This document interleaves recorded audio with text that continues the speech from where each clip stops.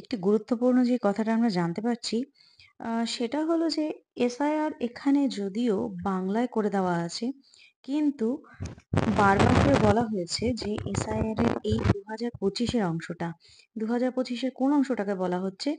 এই যে ডিটেইলস গুলো চাওয়া হয়েছে না এইটুকু জায়গাতে, ঠিক এইটুকু ফর্মটাতে, এই জায়গাটুকু বলা হচ্ছে ২০২৫ এর অংশ।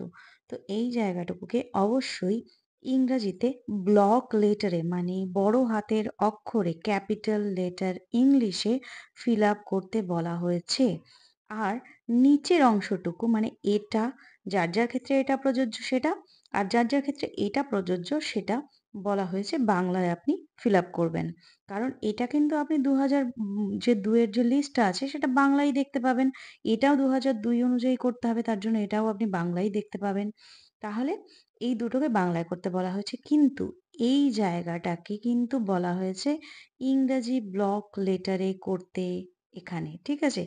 তো ব্লক লেটারে অবশ্যই করুন। কিভাবে করবেন আমি জাস্ট একটা ডেমো এখানটায় আপনাকে বুঝিয়ে দিচ্ছি। দেখুন, এখানটায় আপনার লেখা রয়েছে জন্ম তারিখ। তো এখানটায় আপনি জন্ম তারিখ দিয়ে দিলেন।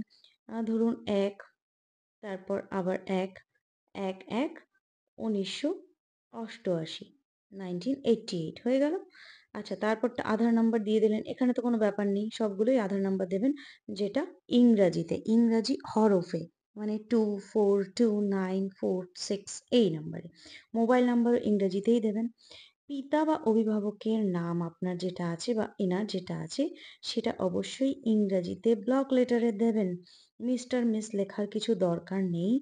জাস্ট নাম দেবেন। যেমন এখানে ধরুন রয়েছে রাম, তাহলে RAM, রাম। রয়, ROY। ওকে? ঠিক এরকম করে আপনি ফিল আপ করবেন। এটাই বলা হয়েছে যে ২০২৫ এর যে ডিটেইলসটা সেটা কিন্তু অবশ্যই ইংরেজিতে ফিল আপ করবেন। ঠিক আছে?